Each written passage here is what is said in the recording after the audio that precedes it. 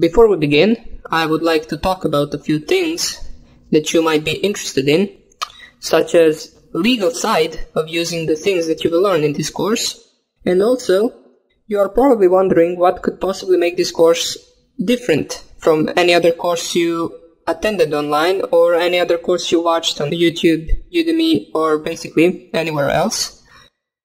So let me first answer the second question. Well, there is a difference between this course and other courses that you probably watched.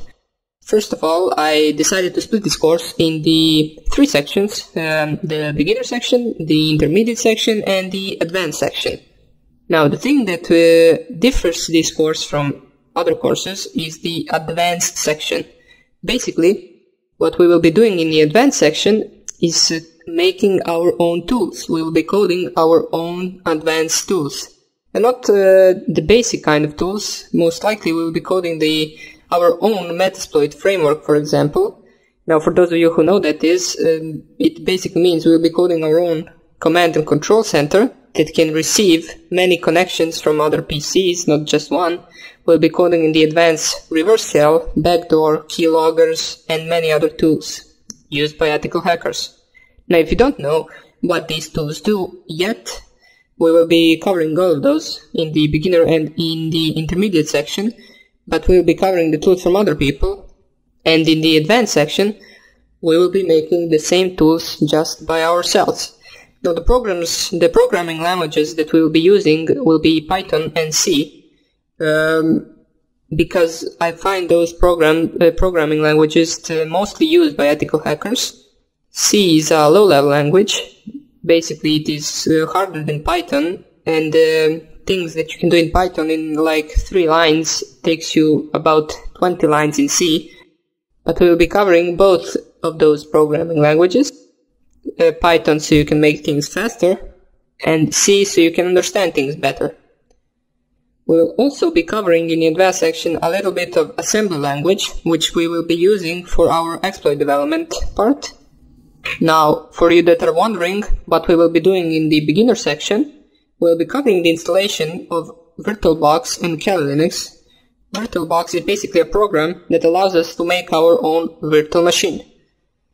We use virtual machine so we don't crash anything in our main machine. If we make a mistake or if we delete a file we shouldn't delete, it will basically just stay on the virtual machine, and if it doesn't work anymore, we can just delete it and start over again.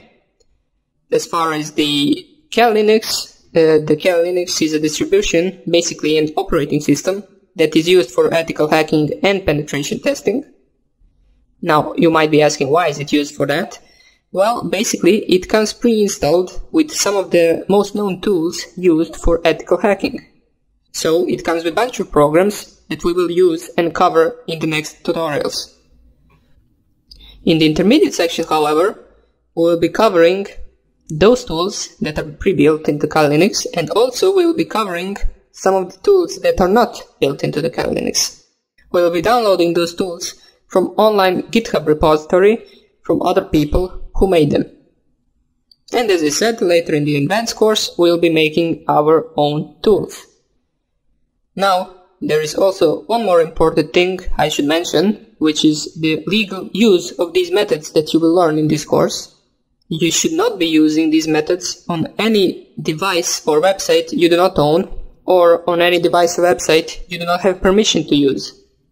It can get you into some serious trouble and possibly a jail time if you make a big mistake. So please do not test any of these methods on devices you do not own. We can make all of the things we need in our virtual environment, and we can do our attacks from there. Now that's about it. I hope you will enjoy this course, and I hope I see you in the next lecture where we will be downloading VirtualBox and Kali Linux. Hope I see you there, and take care.